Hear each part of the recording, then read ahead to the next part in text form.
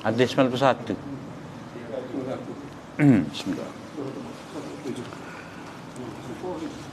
Assalamualaikum warahmatullahi wabarakatuh. Bismillahirrahmanirrahim. Alhamdulillahirabbil alamin. Wa sallallahu ala nabiyyina Muhammad wa ala alihi wa sahbihi ajma'in. Bab tahrimil kibri wa bayanih. Wa haddatsana Muhammad bin Musanna wa Muhammad bin Bashar wa Ibrahim bin Dinar jami'a an Yahya bin Hammad qala bin al-Musanna haddatsani Yahya bin Hammad qala akhbarana Syu'bah an Aban ibn Taghlib an Fudail bin Amr al-Fuqaimi an Ibrahim an-Nakha'i an Alqamah an Abdullah bin Mas'ud an Nabi sallallahu alaihi wasallam qala la yadkhulul jannata man kana fi qalbihi mithqalu dzarratin min kibr. Qala rajulun inna ar-rajula yuhibbu an yakuna thawbuhu hasana wa na'luhu hasana. Qala inna Allaha jamilun yuhibbul jamal. Al-kibru batarul haqq wa ghamtun nas. Wa bi qala haddatsana min Jab ibn al-Harith at-Tamimi وسويد بن سعيد كلاهما عن علي بن مسهر قال من جاب أخبرنا ابن مسهر عن الأعمش عن إبراهيم عن علقمة عن عبد الله قال قال رسول الله صلى الله عليه وسلم لا يدخل النار أحد في قلبه مثقال حبة خردل من إيمان ولا يدخل الجنة أحد في قلبه مثقال حبة خردل من كبرياء. وحدثنا محمد بن بشار قال حدثنا أبو داود قال حدثنا شعبة عن أبان ابن تغلب عن فضيل عن إبراهيم عن علقمة عن عبد الله عن النبي صلى الله عليه وسلم قال لا يدخل الجنة من كان في قلبه مثقال ذرة من كبر. باب الدليل على أن من مات لا يشرك بالله شيئا دخل الجنة وأن من مات مشركا دخل النار. وبه قال حدثنا محمد بن عبد الله بن نمير قال حدثنا أبي ووكيع عن الأعمش عن شقيق عن عبد الله قال وكيع قال رسول الله صلى الله عليه وسلم وقال ابن نمير سمعت رسول الله صلى الله عليه وسلم يقول من مات يشرك بالله شيئا دخل النار. وقلت أنا ومن مات لا يشرك بالله شيئا دخل الجنة. وحدثنا أبو بكر بن أبي شيبة وأبو كريب قال حدثنا أبو معاوية عن الأعمش عن أبي سفيان عن جابر قال أتى النبي صلى الله عليه وسلم رجل فقال يا رسول الله ما الموجبتان؟ قال من مات لا يشرك بالله شيئا دخل النار ومن مات يشرك بالله شيئا دخل النار. وحدثني أبو أيوب الغيلاني سليمان بن عبد الله وحجاج ابن الشاعر قال حدثنا عبد الملك ابن عمرو قال حدثنا قرة عن أبي الزبير قال حدثنا جابر بن عبد الله قال سمعت رسول الله صلى الله عليه وسلم يقول من لقي الله لا يشرك به شيئا دخل الجنة ومن لقيه يشرك به دخل النار. قال أبو أيوب قال أبو الزبير عن جابر. وحدثني إسحاق بن منصور قال حدثنا معاذ وهو ابن هشام قال حدثني أبي عن عبد الزبير عن جابر أن النبي الله صلى الله عليه وسلم قال بمثله. وحدثنا محمد بن مثنى وابن بشار قال ابن مثنى حدثنا محمد بن جعفر قال حدثنا شعبة عن واصل الأحدب عن المعرور ابن سويد قال سمعت أبا ذر يحدث عن النبي صلى الله عليه وسلم أنه قال أتاني جبريل عليه السلام فبشرني أنه من مات من أمتك لا يشرك بالله شيئا دخل الجنة. قلت وإن زنى وإن سرق؟ قال وإن زنى وإن سرق. وبه قال حدثني زهير بن حرب وأحمد بن خراش قال حدثنا عبد الصمد ابن عبد الوارث قال حدثنا أبي قال حدثنا حسين المعلم عن ابن بريدة أن يحيى ابن يعمر حدث أن أبا الأسود الديلي حدثه أن أبا ذر حدثه قال أتيت النبي صلى الله عليه وسلم وهو نائم عليه ثوب أبيض ثم أتيته فإذا هو نائم ثم أتيته وقد استيقظ فجلست إليه فقال ما من عبد قال لا إله إلا الله ثم مات على ذلك إلا دخل الجنة قلت وإن زنى وإن سرق قال وإن زنى وإن سرق قلت وإن زنى وإن سرق قال وإن زنى وإن سرق ثلاثة ثم قال في الرابعة على رغم أنف أبي الذر قال فخرج أبو ذر وهو يقول وإن رغم أنف أبي الذر.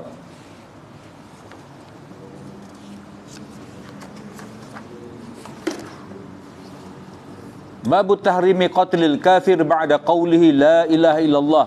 وبه قال حدثنا قتيبة بن سعيد قال حدثنا الليث قال وحدثنا محمد بن رمح واللفظ متقارب قال أخبرنا الليث عن ابن شهاب عن عطاء بن يزيد الليثي عن عبيد الله بن عدي ابن الخيار عن المقداد ابن الأسود أنه أخبره أنه قال يا رسول الله أرأيت إن لقيت رجلا من الكفار فقاتلني فضرب إحدى يدي بالسيف فقطعها ثم لاذ مني بشجرة فقال أسلمت لله أفأقتله يا رسول الله بعد أن قالها قال رسول الله صلى الله عليه وسلم لا تقتله قال فقلت يا رسول الله إنه قد قطع يدي ثم قال ذلك بعد أن قطعها أفأقتله قال رسول الله صلى الله عليه وسلم لا تقتله فإن قتلته فإنه بمنزلتك قبل أن تقتله وإنك بمنزلته قبل أن يقول كلمته التي قال. وحدثنا إسحاق بن إبراهيم وعبد ابن حميد قال أخبرنا عبد الرزاق قال أخبرنا معمر قال وحدثنا إسحاق بن موسى الأنصاري قال حدثنا الوليد بن مسلم أن الأوزاعي قال وحدثنا محمد بن رافع قال حدثنا عبد الرزاق قال أخبرنا ابن جريج جميعا عن الزهري بهذا الإسناد. أما الأوزاعي وابن جريج ففي حديثهما قال أسلمت لله كما قال الليث في حديثه. وأما معمر ففي حديثه فلما أهويت لأقتله قال لا إله إلا الله. وحدثني حرملة بن يحيى قال أخبرنا ابن وهب قال أخبرني يونس عن ابن شهاب قال حدثني عطاء ابن يزيد الليثي ثم الجندعي أن عبيد الله بن عدي ابن الخيار أخبره أن المقداد بن عمرو ابن الأسود الكندي وكان حليفا لبني زهرة وكان ممن شهد بدرا مع رسول الله صلى الله عليه وسلم أنه قال يا رسول الله أرأيت إن لقيت رجلا من الكفار ثم ذكر بمثل حديث الليث. وبه قال حدثنا أبو بكر بن أبي شيبة قال حدثنا أبو خالد الأحمر قال وحدثنا أبو كريب وإسحاق بن إبراهيم عن أبي معاوية كلاهما عن الأعمش عن أبي ظبيان عن أسامة بن زيد وهذا حديث ابن أبي شيبة قال بعثنا رسول الله صلى الله عليه وسلم في سرية فصبحنا الغرقات من جهينة فأدركت رجلا فقال لا إله إلا الله فطعنته فوقع في نفسي من ذلك فذكرته للنبي صلى الله عليه وسلم فقال رسول الله صلى الله عليه وسلم أقال لا إله إلا الله وقتلته قال قلت يا رسول الله إنما قالها خوفا من السلاح قال أفلا شققت عن قلبه حتى تعلم أقالها أم لا فما زال يكررها علي حتى تمنيت أني أسلمت يومئذ قال فقال سعد وأنا والله لا أقتل مسلما حتى يقتله ذو البطين يعني أسامة قال رجل ألم يقل الله وقاتلوهم حتى لا تكون فتنة ويكون الدين كله لله فقال سعد قد قاتلنا حتى لا تكون فتنة وأنت وأصحابك تريدون أن تقاتلوا حتى تكون فتنة. وبه قال حدثنا يعقوب الدورقي قال حدثنا هشيم قال أخبرنا حسين قال حدثنا أبو ظبيان قال سمعت أسامة بن زيد ابن حارثة يحدث قال بعثنا رسول الله صلى الله عليه وسلم إلى الغرقة من جهينة فصبحنا القوم فهزمناهم Walahiqtu ana wa rajulun min al-ansar rajulan minhum falamma ghashaynahu qala la ilaha illallah fakaffa anhu al-ansari wa ta'antuhu bi rumhi hatta qataltuh qala falamma qadimna balagha dhalika an-nabiy sallallahu alaihi wasallam faqala li ya Usamah aqataltahu ba'dama qala la ilaha illallah qala qultu ya Rasulullah innama kana muta'awwidha qala faqala aqataltahu ba'dama qala la ilaha illallah qala fama zala yukarriruha alayya hatta tamannaitu anni lam akun aslamtu qabla dhalika al-yawm. Wa bi qala haddatsana Ahmad ibn al-Hasan ibn Khirash qala haddatsana Amr ibn Asim qala haddatsana Mu'tamir qala sami'tu abi yuhaddits anna Khalid al-Athbaj ibn akhi Safwan ibni Muhriz haddatha an Safwan ibni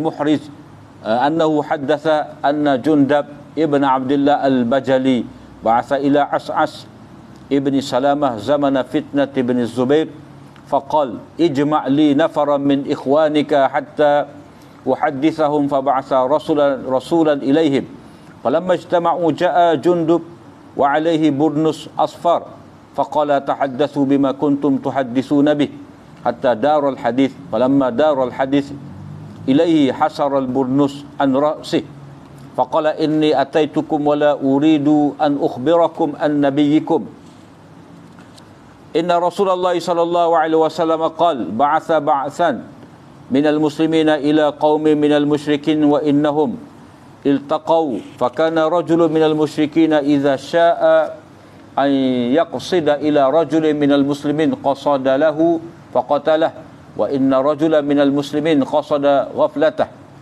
qala wa kunna nuhaddithu annahu Usamah ibn Zaid falamma raja'a ilayhi as-sayf qala la ilaha illallah faqatalahu faja'a al-bashiru ila an-nabi sallallahu alaihi wasallam fasa'alahu wa akhbara hatta akhbarahu khabara ar-rajul kaifa sana'a fada'ahu fasa'alah faqala lima qataltah qala ya Rasulullah awja'a fil muslimin wa qatala fulanan wa fulanan wa samma lahu nafara wa inni hamaltu alayhi falamma ra'a as-sayfa qala la ilaha illallah qala Rasulullah sallallahu alaihi wasallam aqataltahu faqala na'am qala fa kaifa tasna'u bila ilaha illallah idza ja'at yaumal qiyamah qala ya Rasulullah istaghfir li qala wa kaifa tasna'u bila ilaha illallah idza ja'at yaumal qiyamah qala faja'ala la yaziduhu ala an yaqul kaifa tasna' bila ilaha illallah idza ja'at yaumal qiyamah.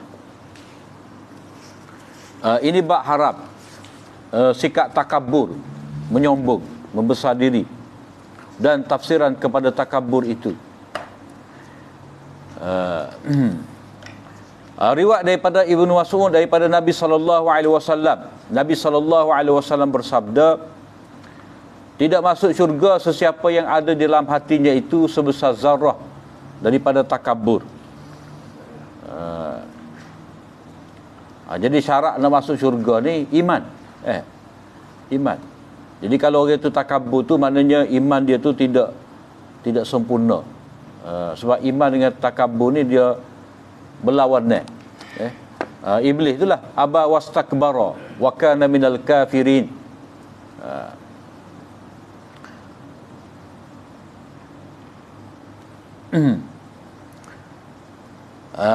Tafsiran di sini kata Khattabi ada dua wajah. Yang pertama dia takabur daripada menerima iman, macam Abu Lahab, Abu Jahal, Abu Talib, semua tu takabur. Dia tidak mahu terima iman.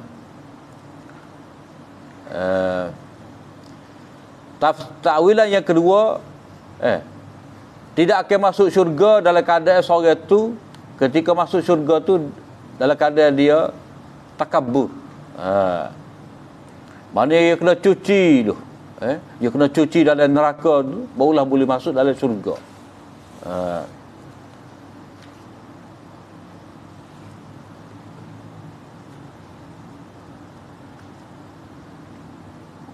Tapi takwilan ni kata syarah ni jauh ni. Kerana hadis ni dia mari berhubung dengan Larangan daripada takabur yang ma'ruf ni maknanya mengangkat diri di hadapan orang ramai dan mempelekehkan mereka, menolak kebenaran. Maka tidak boleh ditafsirkan dengan dua wajah ni.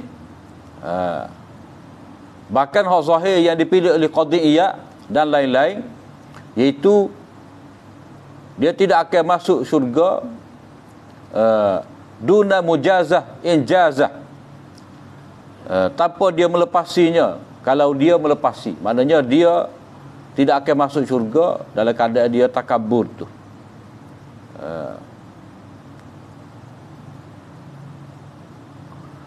Jadi dia masuk syurga lewat, dia perlu dibakar terlebih dahulu dalam neraka.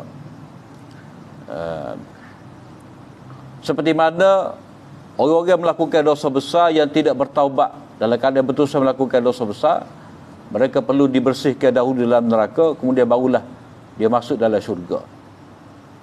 Ataupun satu takwil lagi, dia tidak masuk syurga bersama dengan orang muttaqin, sebab orang muttaqin ni tak ada sifat takabur. Kemudian ada ni menyebut min kibrin. Min kibrin, takabur lah. Takabur. Kemudian dalam hadis ni Nabi sendiri memberi tafsiran. Cuma ada seorang lelaki ni dia muskil. Kata dia, macam mana seorang dia suka pakaiannya itu cantik, kasutnya cantik. Maknanya pertanyaan dia ni berasaskan kepada biasanya orang yang pakai pakaian yang maha mewah, lawa, cantik ni, bergaya, kasut di apa semua ni, dia ada takabur belaka. Umum zaman itu. Jadi sebab tu dia tanya macam mana. Tidakkah jadi takabur dia ni kalau dia nak pakai pakaian yang cantik, kasut yang cantik? Jadi Nabi menjawab seolah-olah semata-mata pakai pakaian yang cantik ni tidak jadi takabur lagi. Walaupun biasanya orang itu takabur. Kerana ukuran takabur ni Nabi kata batarul haq, dia sombong daripada menerima kebenaran, dia tolak kebenaran. Dia rasa diri dia tu lebih besar lagi daripada kebenaran. Wa ghamtun nas, dan dia mempelekehkan manusia. Dua ni cukup dah. Ini yang dikatakan takabur. Jadi bab pakaian comel, kasut comel, gapo semua ni, itu tak apa, sebab innallaha jamilun yuhibbul jamal. Allah Taala tu lawa, comel, dia suka kepada kecantikan. Tu tak apa. Cuma tak bolehlah kita nak ambil hadis ni. Innallaha jamilun yuhibbul jamal, kita pun cukup janggut. Sebab comel dengan tak ada janggut. Tu salah fasal hadis. Sedangkan hak sunnah nabinya ada janggut. Ada tafsir lagu tu. Tapi itu tafsir yang tidak muktabar, menyalahi sunnah nabi sendiri. Tapi kalau dia ada janggut tu, dia kena itulah. Kena rapi, kena kemah sikit.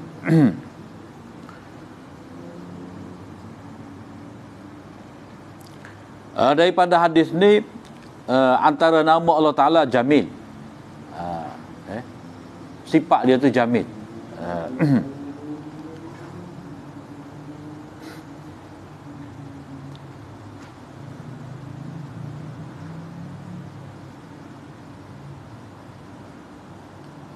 Dia ada Jamal, Kamal, Jalal, satu lagi. Mana Jamal ni kecantikan Allah SWT, keindahan sifat-sifat dia tu semua menunjukkan kepada baik, rahmat. Satu lagi Jalal, Allah Ta'ala menzahirkan rububiyah dia, kehebatan dia, yang mana makhluk perlu tunduk pada dia. Jadi sifat takabur ni menolak kebenaran, menganggap diri lebih besar daripada kebenaran. Dan satu lagi, dia mempelekehkan orang. Jadi ini takrif yang diberikan oleh Nabi dengan cukup lengkap.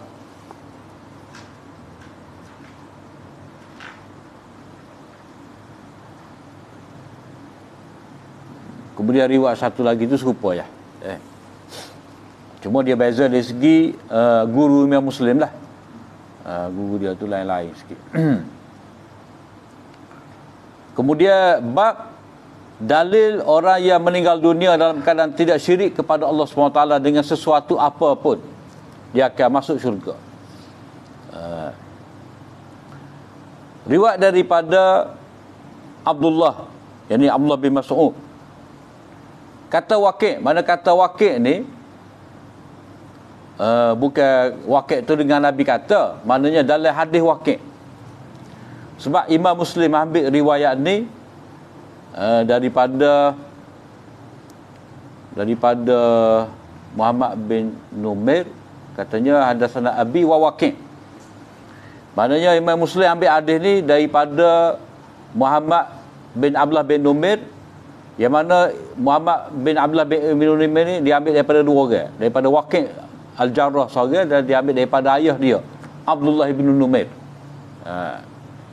Jadi dia nak cerita perbezaan lafaz ayah dia Abdullah bin Numair dengan lafaz Waqi'. Jadi dua orang ni, Abdullah bin Numair dan Waqi' ni ambil daripada Amash. Cuma bila sebut daripada Nabi tu, Waqi' kata qala Rasulullah. Sementara Ibnu Numair kata sami'tu Rasulullah. Beza tu je. Imam Muslim begitu teliti, cermat. Sebab apa? Sebab kalau kata qala Rasulullah ni boleh jadi itu ada hadis mursal sahabi. Maknanya Ibnu Mas'ud mungkin ambil daripada orang sahabat lain. Tapi bila kata sami'tu ni, maknanya jelas bahawa Abdullah bin Mas'ud dengar sendiri daripada Nabi. Jadi ini panggil sina'ah hadithiyah, isnadiyah, seni sanad. Maknanya membezakan lafaz guru. Walaupun mereka berdua ni ambil daripada Amash. Nabi SAW bersabda, sesiapa yang meninggal dunia dalam keadaan syirik kepada Allah Ta'ala, pasti dia masuk neraka.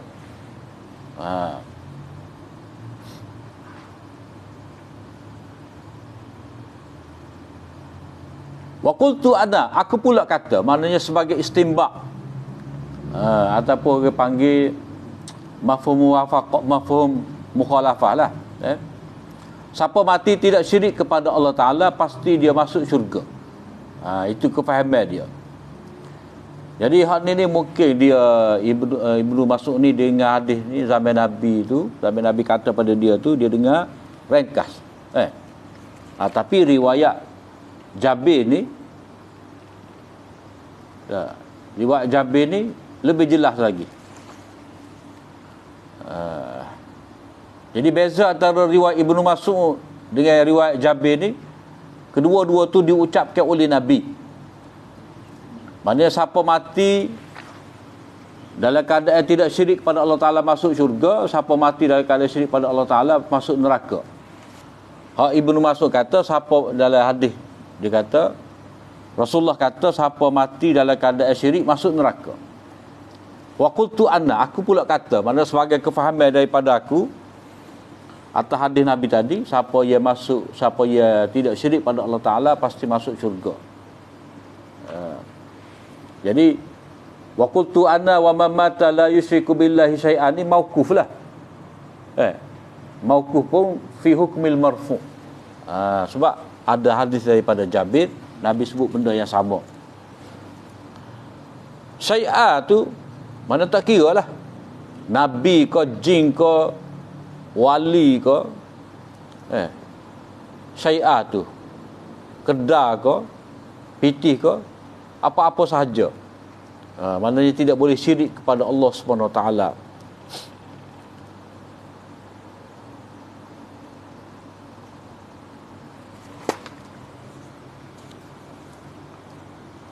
Al-mujibatan, mal-mujibatan maknanya benda yang mewajibkan, yakni mewajibkan neraka, mewajibkan syurga.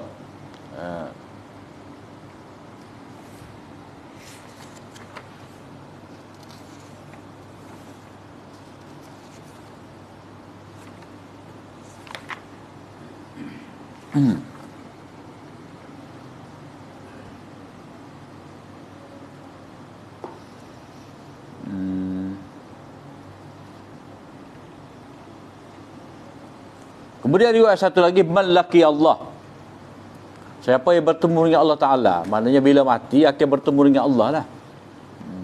Sama juga hadis, dia beza situ je.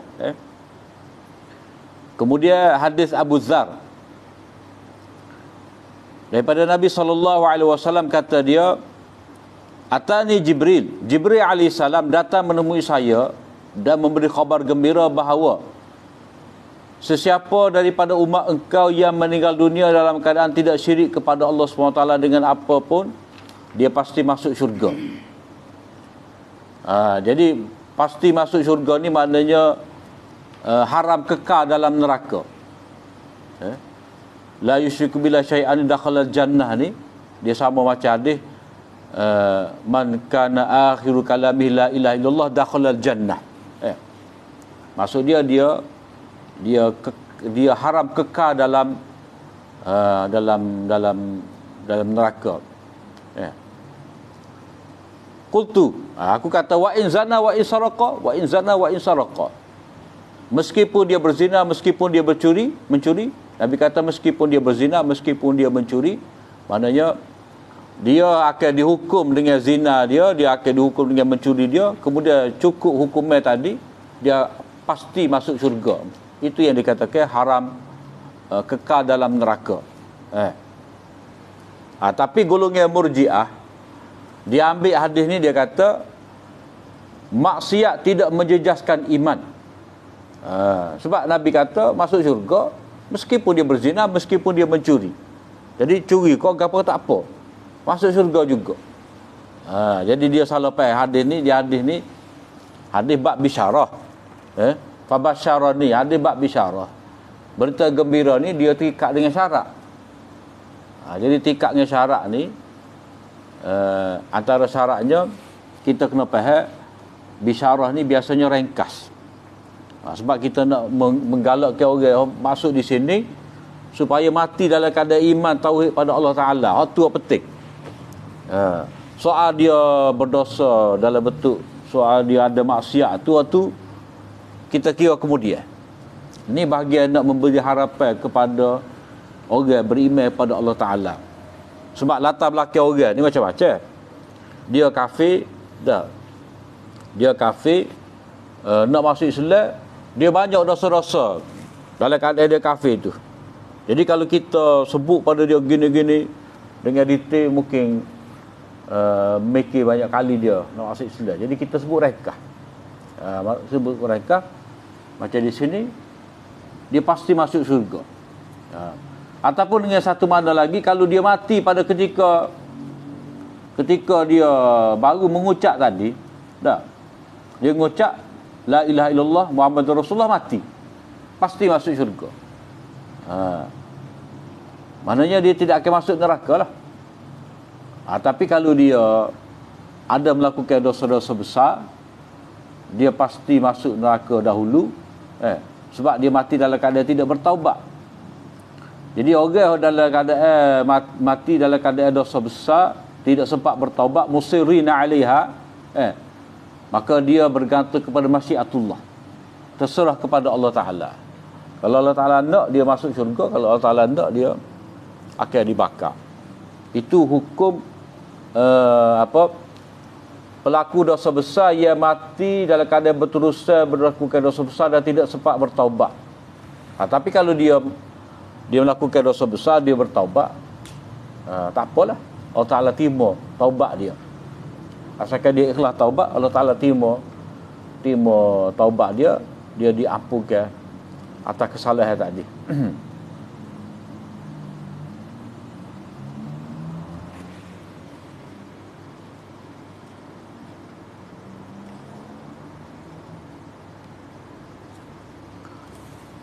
Kemudian riwayat satu lagi ni dia detail lagi.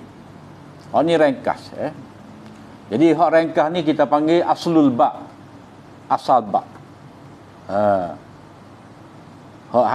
Hadatsana Muhammad ibn Musanna wa ibn Bashar ni. Kemudian hadatsani Zuhair bin Harb wa Ahmad bin Khirash. Hak ni riwayat mutaba'at, riwayat sokongan. Hak tu riwayat asal. Jadi riwayat sokongan ni dia akan kadang-kadang dia akan memperincikan riwayat asal tadi. Kata dia, aku datang menemui Nabi SAW dalam keadaan baginda tidur. Nabi pakai baju putih. Kemudian aku pergi lagi dalam keadaan dia tidur. Kemudian aku pergi, baginda telah terjaga. Aku pun duduk menghadap kepada Nabi SAW. Baginda pun bersabda, ma min abdin, tidak ada seorang hamba yang mengucapkan la ilaha illallah, kemudian dia mati dalam keadaan demikian, mana dia tetap dengan tauhid kepada Allah Ta'ala, tidak dia mati melainkan dia pasti masuk syurga. Aku pun tanya, wa in zana wa in saraqa. Jadi dia tanya 2-3 kali ni, wa in zana wa in saraqa. Sampailah pada kali yang keempat, ala raghmi anfi Abi Dzar, walaupun Abu Dzar tu tidak berpuas hati, walaupun dia membantah, ataupun walaupun Abu Dzar tu rasa berat, tapi tidak berat bagi Allah Ta'ala. Mana perbuatan mencuri, berzina ni bagi Abu Dzar berat. Mana boleh masuk syurga? Mana mungkin? Tapi rahmat Allah Ta'ala luas. Pengampunan dia tu sentiasa terbuka. Jadi asalkan orang tu tidak syirik pada Allah Ta'ala, dia pasti masuk syurga. Asal mana raghima ni? Raghima anfi ni mana kena tanah asal dia. Dia terhina.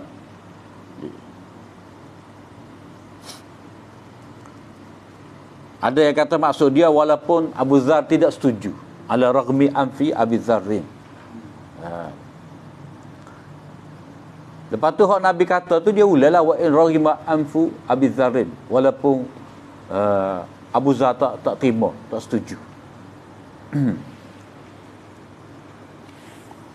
Kemudian haramnya membunuh orang kafir setelah mana dia mengucapkan la ilaha illallah.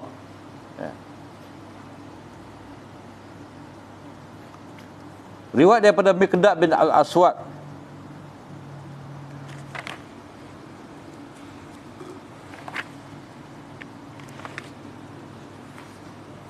dia kata, wahai Rasulullah, ara'aita, apa kata Tuhan kalau aku bertemu dengan seorang kafir, dia memerangi aku, faqatalani, dia memerangi aku, dan dia telah menetak sebelah tangan aku ni dengan pedang, lalu terputus. Kemudian dia pun lari berlindung daripada aku di sebalik sebatang pokok. Kemudian dia kata, aslamtu lillah. Kemudian dia kata, aku ni Islam kerana Allah. Jadi dia tanya pada Nabi, afa aqtuluhu ya Rasulullah, boleh ke tidak saya nak bunuh dia? Setelah mana dia mengucapkan la ilaha illallah. Maka Nabi SAW kata, jangan kamu bunuh dia. Dia pun kata Miqdad, aku tanya pada Nabi, sesungguhnya dia telah menetak, memutuskan tangan aku. Kemudian dia kata tadi, setelah dia memutuskan tangan aku, bolehkah aku bunuh dia? Nabi SAW kata, jangan kamu bunuh dia. Kerana apa? Kerana jika kamu membunuhnya, berarti fa innahu bimanzilatika, dia berada pada kedudukan engkau sebelum engkau membunuhnya. Maknanya dia tu, ketika kamu bunuh dia, dia beriman kepada Allah Ta'ala. Jadi dia sama seperti keadaan kamu mula-mula berhadapan dengan dia. Kamu beriman, dia kafir. Tapi bila dia ucap la ilaha illallah, kamu bunuh dia juga, maknanya dia beriman, kamu kafir. Ini amaran keras lah daripada Nabi ni. Wa innaka bimanzilati, engkau sama dengan kedudukan dia sebelum daripada dia mengucapkan kalimah yang dia ucap tadi. Tu bahaya. Sibabul mu'min fusukun wa qatluhu kufrun. Memaki orang beriman ni satu kefasikan, dan membunuh orang beriman ni satu bentuk kekufuran. Tak boleh.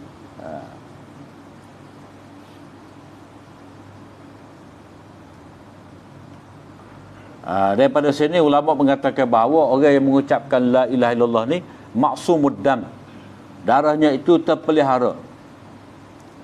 Jadi kita tidak boleh ceroboh, ceroboh dia.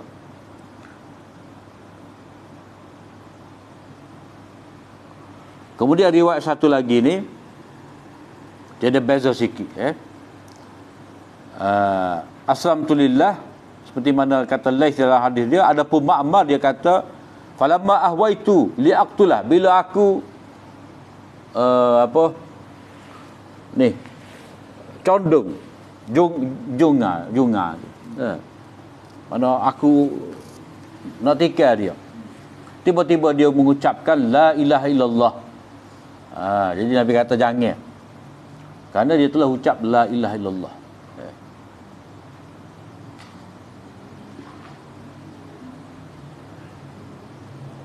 Kemudian riwayat 96 ni, riwayat Usamah bin Zaid daripada Amash, daripada Abi Sufyan, daripada Usamah bin Zaid. Ini hadis Ibnu Abi Syaibah, maknanya ini lafaz hadis Ibnu Abi Syaibah. Jadi di sini Imam Muslim ambil daripada dua orang guru dia. Yang pertama Abu Bakar Ibnu Abi Syaibah, dan seorang lagi Abu Quraib. Abu Quraib. Sebab lepas daripada hak tu, lepas daripada lafaz tahwil tu, tahwil isnad. Jadi guru dia yang pertama Abu Bakar Ibn Abi Syaibah, guru dia yang kedua Abu Quraib. Jadi oleh kerana lafaz mereka berdua ni lebih kurang sama, ada beza sikit, maka Imam Muslim dia ataf, dia jamak lalu di antara dua guru dia. Cuma dia menentukan bahawa ini lafaz Ibn Abi Syaibah. Dia tidak kata gaul sekali. Kalau tidak disebutkan oleh Ibn Abi Syaibah, dia sebut juga. Jadi hak ini dia beza lah. Dia membezakan. Ini ketelitian Imam Muslim. Dia jaga lafaz guru dia. Jadi dalam lafaz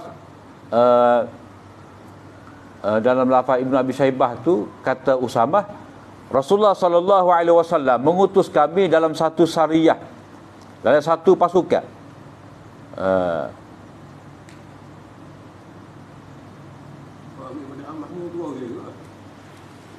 Dua orang. Abu Muawiyah dengan Abu Khalid.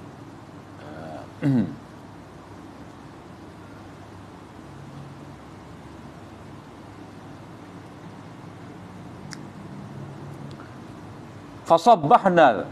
Jadi kita pun menyerang pada waktu pagi.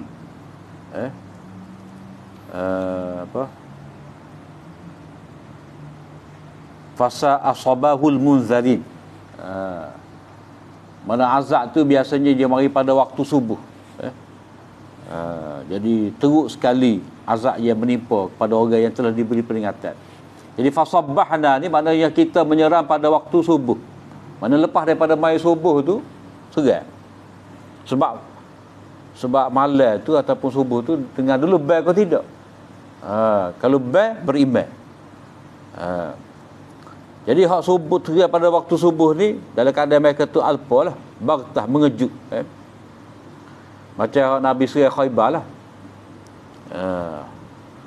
Lepas pada waktu pagi subuh tu, mana curah tanah dah tak kira gelap gelemak. Sebab dalam hadis tu kata pokok tu pokok Yahudi Khaybar tu waktu bik cok, waktu bik dia punya raga dia tu lagi kutip hasil tanaman Nabi Surah pada waktu tu. Tapi telah diberi peringatan, bukan surah mengejut. Jadi serai pada waktu pagi, sabbaha.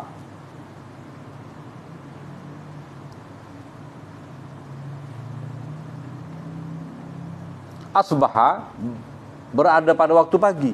Asbaha, subuhun, pagi. Asbaha berada pada waktu pagi.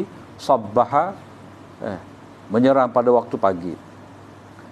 Huruqat min Juhainah. Huruqat ni apa huruqat ni? Sama huruqah. Asal mana huruqat ni daripada haraqat. Maknanya membunuh dengan cara membakar. Jadi huruqat ni min Juhainah makna perkampungan lah. Perkampungan Huraqat. Puak-puak mana ni? Puak-puak sini Huraqat Juhainah, puak-puak Juhainah.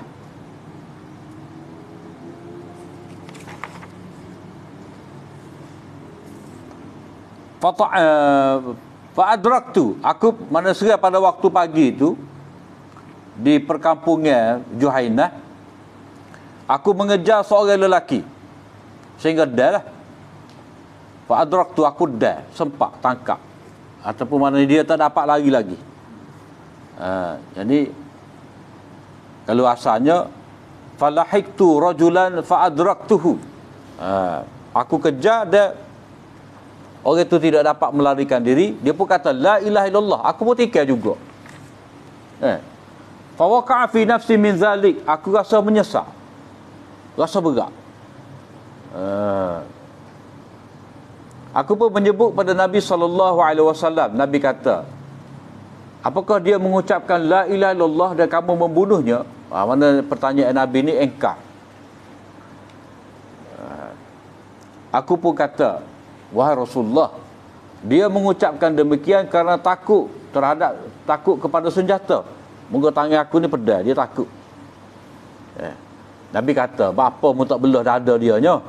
Buka tengok hati, sehingga kamu tahu dia kata benar ataupun tidak. Jadi belah pun tak boleh hoyak juga. Dah. Apa cerita itulah cerita ambil kapok belah dadaku. Aku cinta padamu tu. Maknanya benda dalam hati ni tak boleh. Tak ada siapa tahu. Nabi SAW terus mengulangi beberapa kali kepada saya sehingga aku rasa, kalaulah aku Islam pada hari itu, baru aku Islam. Maknanya dia ni lama dah Islam. Tapi kita kena ingatlah, Usamah ni dia budak lagi. Waktu Nabi SAW wafat tu dia baru umur 18. Orang ni tak tahulah tahun ke berapa ni. Maknanya orang muda kan. Dia kira masih lagi konteks peperangan ni, dia cara kena bunuh je. Tapi beratlah dia rasa tu.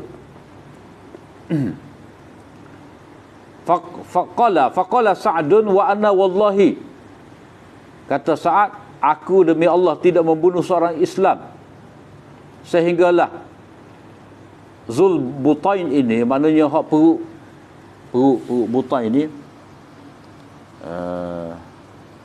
perut besar, budak perut besar ni, budak bucik lah, dia telah bunuh lelaki ni, yang ni Usamah. Maknanya aku tak bunuh orang Islam, tapi Usamah bunuh.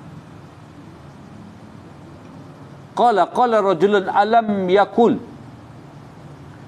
tidakkah Allah kata wa qatiluhum hatta la takuna fitnah wa yakuna ad-dinu kulluhu lillah.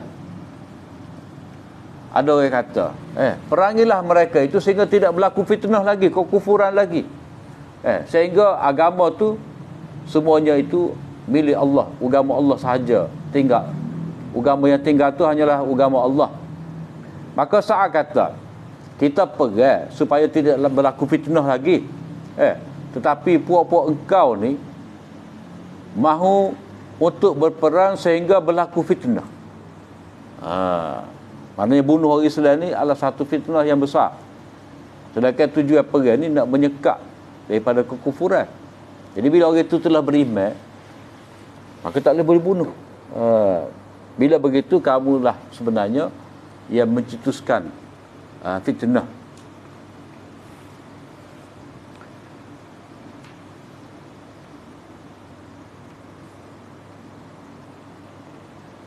Jadi dalam syarah ni dia kata, peperangan sesama Islam Allah penyebab kepada fitnah. Ia menyebabkan orang-orang Islam itu gagal, hilang kehebatan mereka, dan musuh mengalahkan mereka. Itu bahaya besar.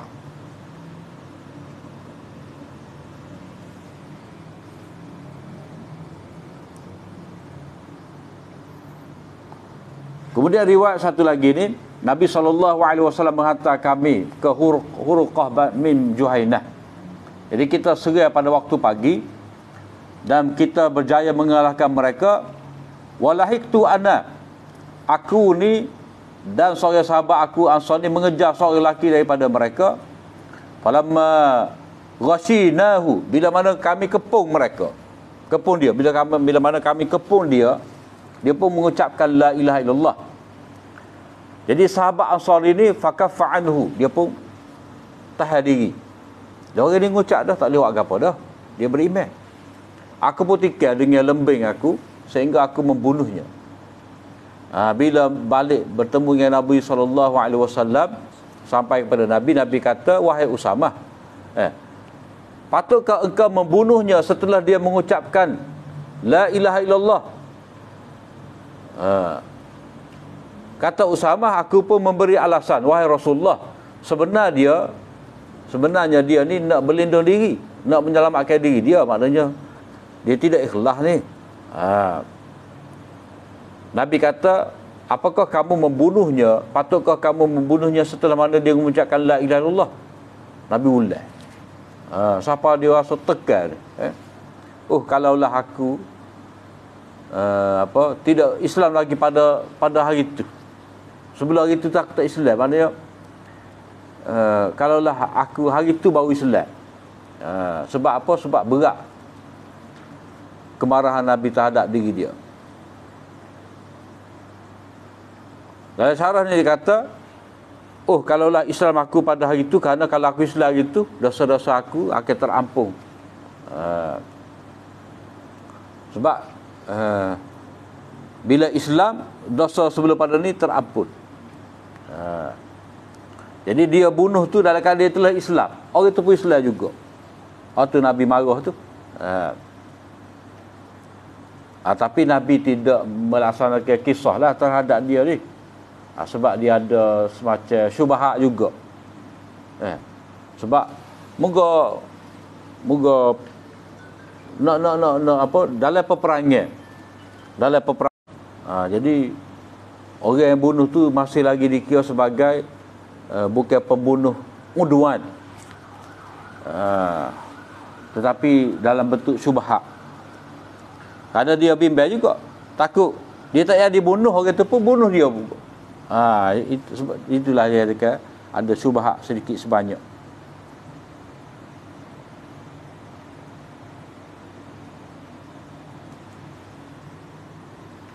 Kemudian riwayat 97,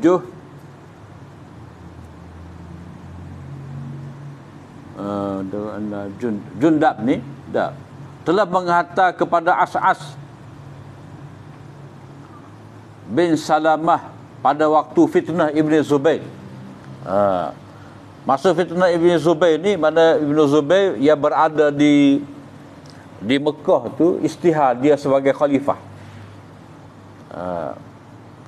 Dalam keadaan dalam keadaan ada khalifah, cuma lewatlah khalifah Bani Umayyah tu dilantik. Jadi berlaku fitnah ni, maknanya hak zaman Hajjaj mari kepung Mekah ni. As'as ni, asal mana As'as ni dalam Quran tu maknanya apa? Bergerak dengan perlahan-lahan lah, beredar dengan perlahan-lahan. As'as ni nama orang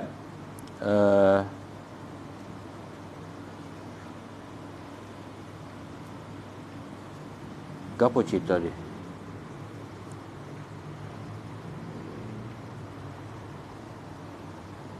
Jadi Jundab kata kepada As'as, ijma' li nafara min ikhwanika.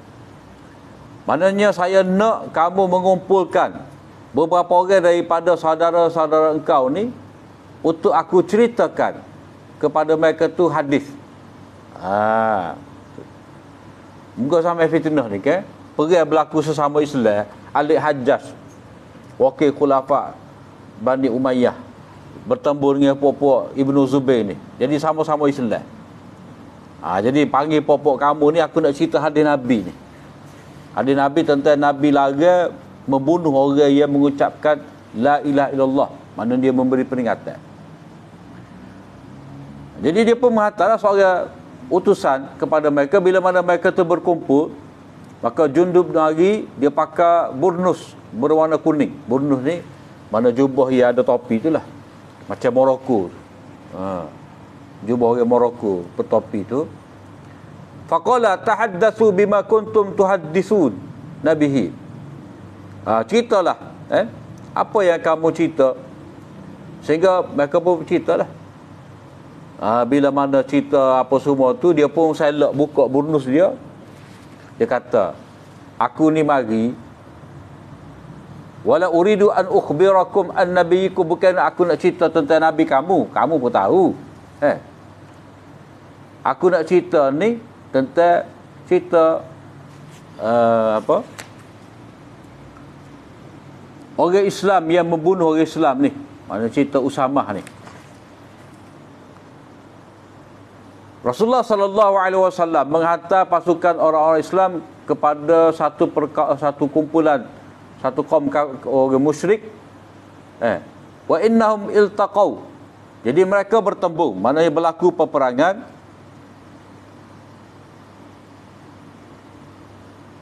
Jadi bila seorang kafir musyrik ni, fakana rajulun minal musyrikin idza syaa, bila mana dia pergi kepada orang-orang Islam, dia pun pergilah untuk membunuhnya. Wa inna rajulan minal muslimin qasada ghaflatah. Jadi orang Islam ni dia tunggu kesempatan orang musyrik tu dalam keadaan alpa. Wa kunna nuhaddis, kita duk cerita ni bahawa Usamah bin Zaid falamma raja ilahi saif, bila mana falamma raja'a ilahi saif ni, dalam setengah nuskah dia kata rafa'a,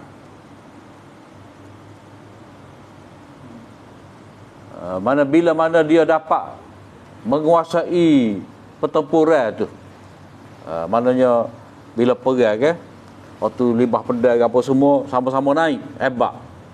Tapi bila kawan ni lemah dah, jadi raja ilahi saif, dia yang dapat kontrol pedang tadi, ataupun pedang musuh tadi jatuh dah, tak ada pedang. Qala la ilaha illallah, orang tu pun mengucap la ilaha illallah. Faqatalah, lalu Usamah bunuh. Faja'al Bashir, Bashir ni nama orang kau, maknanya pembawa berita gembira tentang kemenangan ni, pergi bertemu dengan Nabi SAW. Dia tanya, dan dia pun ceritalah. Dia cerita, siapalah dia cerita tentang lelaki tadi, kaifa sana'a, apa yang dia telah buat. Sebab apa? Maknanya Usamah tadi. Nabi pun panggil tanya. Nabi tanya, mengapa kamu membunuhnya? Dia kata, wahai Rasulullah, auja'a fil muslimin, mana dia telah menikam orang-orang Islam, mana dia telah berjaya membunuh orang-orang Islam ni. Sebab tu saya bunuh dia.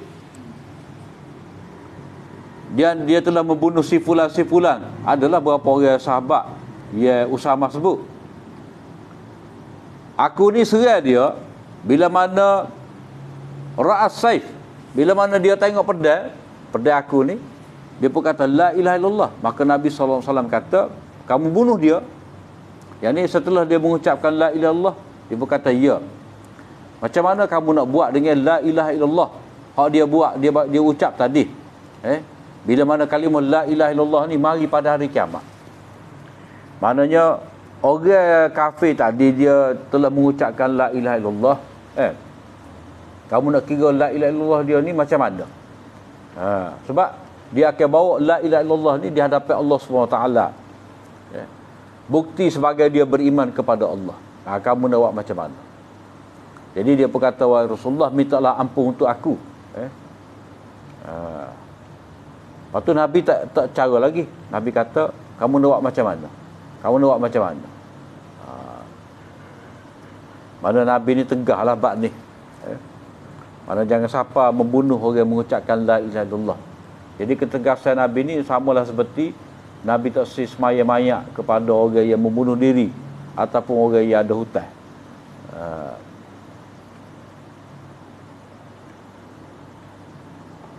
Kemudian bab berikut ni dia masih lagi berkenaan dengan mengangkat senjata sesama orang Islam ni. Hal ni cuma hal ini mengangkat senjata terhadap pemimpin. Maknanya memberontak dengan bersenjata. Memberontak dengan bersenjata. Wallahu a'lam. Dan ni bunuh karakter. Dan ni bunuh karakter. Bunuh karakter. Atau kampung susah. Tuduhan takfir lah, takfir. Bunuh pribadi, fizikal. Tidak membunuh secara fizikal, membunuh karakter pribadi. Ia balik kepada takfir lah, takfir.